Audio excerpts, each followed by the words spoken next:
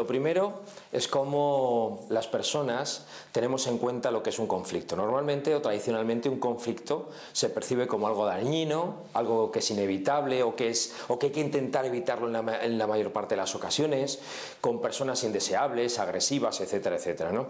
Y lo primero es tener una idea de que el conflicto debe de tener una visión contemporánea muy diferente. Es decir, el conflicto de entrada es inherente a la persona, es inherente a nuestra naturaleza humana. Vivimos por y para el conflicto, con lo cual otra forma es cómo debemos de afrontar esa situación conflictiva. Por tanto, el conflicto no se evita, sino que por el contrario se afronta.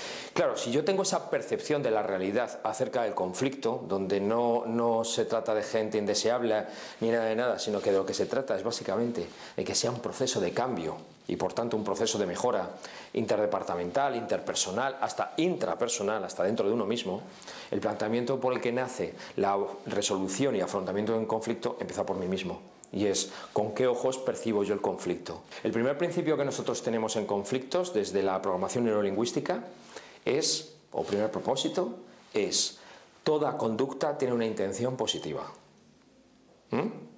La segunda que tenemos en cuenta es el pensamiento genera una emoción y la emoción genera una conducta.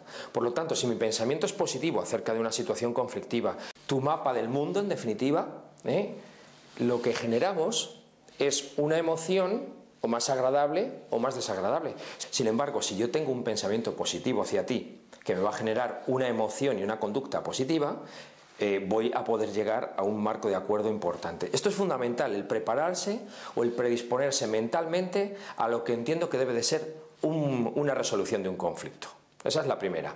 La segunda es separar el problema de la persona. Debo de entrar en un proceso de empatía, debo de entrar en un proceso de entendimiento común y de buscar puentes de encuentro.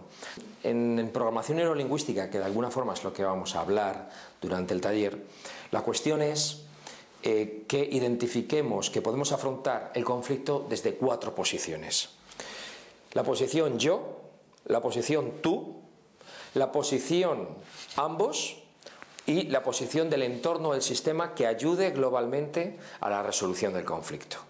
De tal forma que desde mi lado puedo manejar alternativas, desde el tuyo puedes manejar alternativas, desde los dos tenemos que buscar criterios empáticos de entendimiento y de asertividad para buscar el acuerdo. Y el cuarto es que no todos los conflictos son interpersonales o interdepartamentales, que los conflictos en muchos casos también son organizacionales y estructurales.